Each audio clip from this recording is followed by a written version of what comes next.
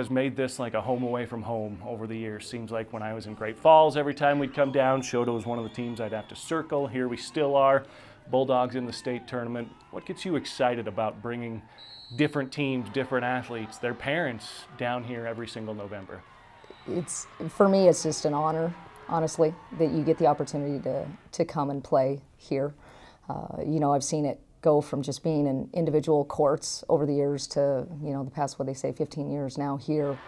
And every time you come, it's different though, not just with kids, but it's just the mentality that you have to take. And it's kind of fun to see how all the different kids step up, and the ones that kind of fall apart, and the ones that kind of get emotional. And, it's a roller coaster when you're out here. And so that part is kind of, it is fun. That's why you do it.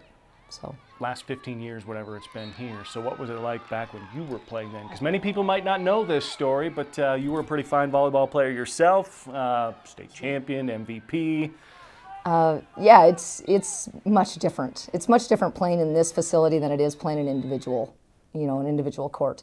Back in the day when we did it, I can remember being in our first state tournament, and how it turned out was we lost the first state championship, and nobody around in Choteau had any idea what volleyball really was, because it was really pretty new to Choteau. And we lost the first one, and everybody left. They didn't realize it was a double elimination. And so we had to actually run out of the facility and go chase our fans down and bring them back in to watch the second match. So it's much different now. Everybody kind of knows what it's about. So, they get a little more intrigued though, because now even with the point scoring change, it used to be just, every time you serve, you got the point. Now it's every ball's a point. And so now it's a little more entertaining. It's a lot more exciting. So where was that tournament at? Who'd you lose to? Who'd you beat? We actually, it was in Cut Bank. State championship was in Cut Bank, and we were playing Big Fork. And Big Fork was the team to beat. They had a girl named Havland, and actually related to a pro beach player family. It was kind of crazy. But anyway, have a lot of volleyball in their history from Big Fork, and we were playing them. And yeah, lost the first set and first match, and had to come back and win the second. So. What were you like as a player then? Obviously, we see, you can Google your name now and find state MVP and champion and stuff like that. What do you compare yourself to in today's volleyball? I was nothing of the player like what the players are today. I can tell you that. The skill level that these kids have is so much better than what I personally possessed back then. So I try not to talk about that, truly. And I try not to show it even out there on the court, which is a good thing.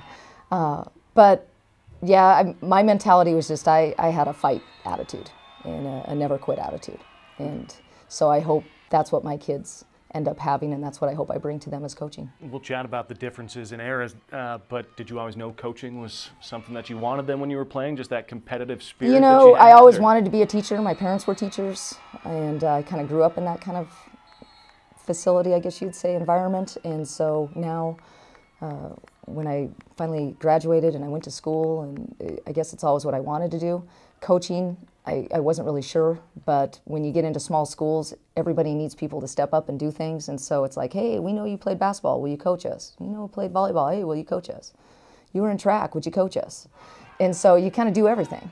So that's kind of how it all started. You just put your foot out there and you say, yeah, well, I'll try it, we'll do it.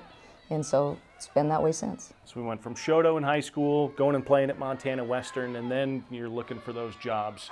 And luckily for you, since it seems like that's what you wanted, they were all three right up there close to home, yeah, including the one that you're currently in now. Yes. For the last 20 years. Yep. I student taught in Dutton. I stayed close to home, trying to help my family out. And then opening came up at Hart Butte, and it was in October, actually. I just finished my student teaching, and they called me. Thought it was actually a prank that the principal had called me and heard I was a math teacher, and I thought it was a prank, and I hung up on him 3 times. And when he called back, and he goes, I realize you must think there's something up, but I'm truly asking if you are ready to be, employed, and would you like to come to Hart Butte and check out our school? And I did that on a Tuesday, and I was teaching on a Thursday. So it kind of happened very quickly. And so I ended up teaching in Hart Butte right away, and ended up coaching Dutton Brady volleyball at that same time, so I was driving back and forth.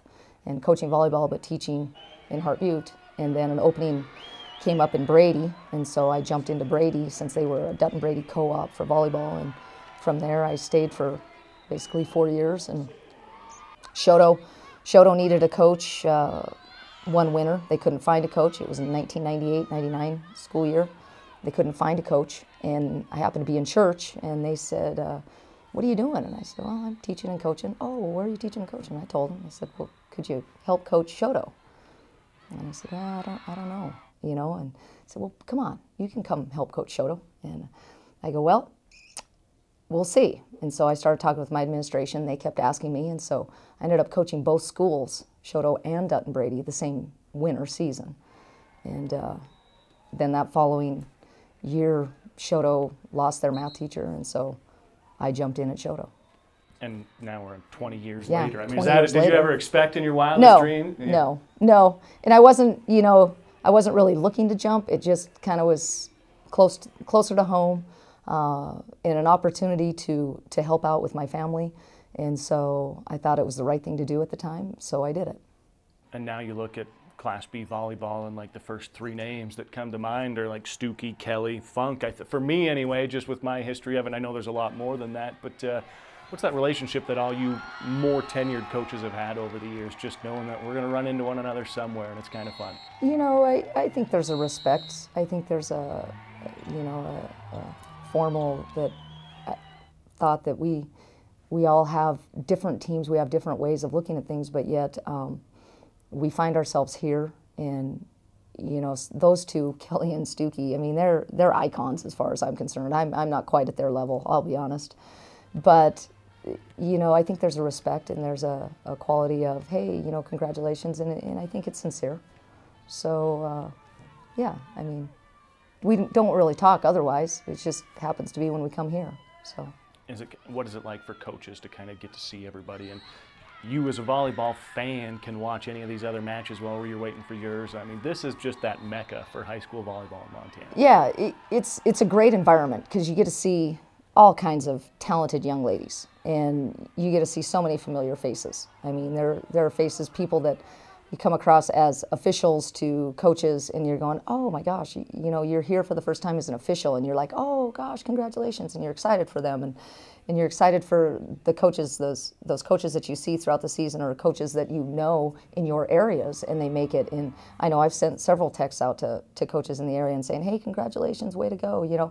And it's typically something that you would never do, but when it comes to this, it's kind of like, you know what, it is a great opportunity. It's a feat in itself to get here and to experience for the first time for some of us, and some of us to experience it for however many times we've been here. It's always new, it's always different, and it's exciting. It is. It's fun to see those people. You know, you give them hugs. You walk up and you give them hugs. I've had more hugs this weekend than I've probably had in a year, you know, and it's just crazy. It's just who people are. There's trophies, there's certain individuals that have accolades. What's kind of that lasting memory for you? Your own kids obviously playing on the team and stuff like that? Yeah, it is. It is nice to have your own kid. For so many years, I've done it for so many years that it was never in regards to, oh, I'm doing this for my kid. You know, I want to be here for my kid. That was never a thought. And now that my kid's in there, it's nice. I mean, for me, it's like, wow, you know, I'm really proud, and I'm excited for. It hurts a little more when you have those down moments and those losses. It hurts more, you know, and you try to get through it, and you do, and but I wouldn't trade it for the world. So, Choteau, getting away from volleyball, kind of a perfect place for like the outdoorsmen, that whole section up there, the bobs right in there and stuff. I mean, away from volleyball, what are some of the things that keep you occupied? You know, it used to be, I used to help my family. We were outfitters, and I used to go into the mountains, and I was the camp cook and led the guests through the mountains, and people from all over the world I would take back into the mountains, and it was amazing to see their reactions to what our world over here has to offer, and how thrilled they were just to see such a clear stream or a brisk morning, you know, and be part of it. That for me was exciting, and now I'm really not doing that anymore, but I guess the one thing that I love to do is go out, and any opportunity, if I can go ride and, you know, ride through the trees, and I don't know, just enjoy the fresh air. I love it. Is it horseback? Is Horseback. It, Yep. You had to have seen some crazy things then if you were doing that and leading Oh, people yes. in there. I mean, we're talking bears yes. and wildlife and all kinds of... Yeah, but funny enough, I have only seen, back in the Bob Marshall Wilderness, I had only seen one grizzly bear. I'd seen several black bears and so forth. One wolf. Never a mountain lion. I just saw a mountain lion, though, when I drove up to my folks' in the canyon. So that's the only time. So really, I mean, it's not what people really truly think. You know, you can go your whole time back there. I mean, I spent from 8th grade year to, heck, probably 6 years ago, you know, doing it. And one grizzly bear the entire time. So honestly, the animals are there. The coolest part is when you ride and you see the herd of elk coming down the hillside, you know, and coming out in front of you. That is really cool. I love that part. So whenever this volleyball career is done, I mean, is that what we're going to find you doing, is leading those world-class and renowned tourists back through the Bob? No, I'll go hide myself out in some podunk little cabin somewhere and and have my horse and go ride around the countryside and just be by myself. That's good.